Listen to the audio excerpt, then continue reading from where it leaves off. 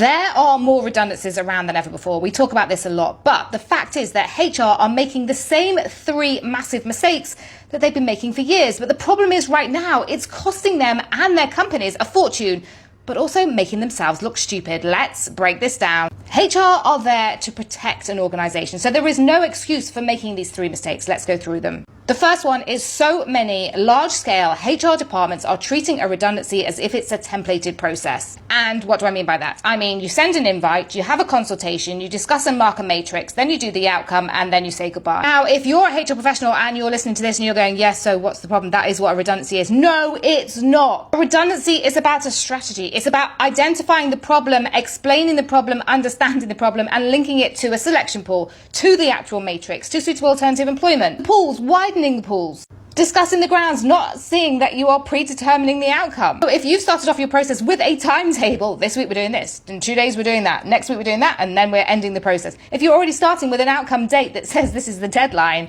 and then your process has failed. Okay, mistake number 2 is to do with suitable alternative employment. Most people think that this is, oh, you can go and apply for something else, or you can go and speak to the redeployment department. That's not what it is. Especially if you've got people with protected characteristics. So they're a priority if they're at risk, and there's suitable alternative employment. We have SAE, suitable alternative employment, and AE, alternative employment. Those 2 things are very different. So if you're dealing with people who are on sickness, disability, maternity, and are protected, then many people think, well, that doesn't matter. They can just go and apply for something. And if they don't apply for it, show an expression of interest, then that's not my problem. It is your problem. And the other point about this is that people are considering this after they've made the decision to make someone redundant. That's not how it works.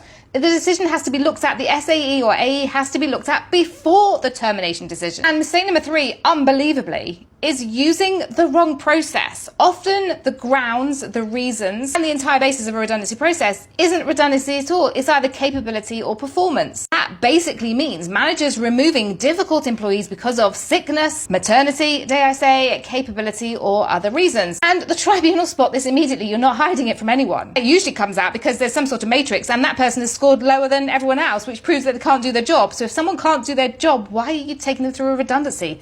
That's a performance or a capability process.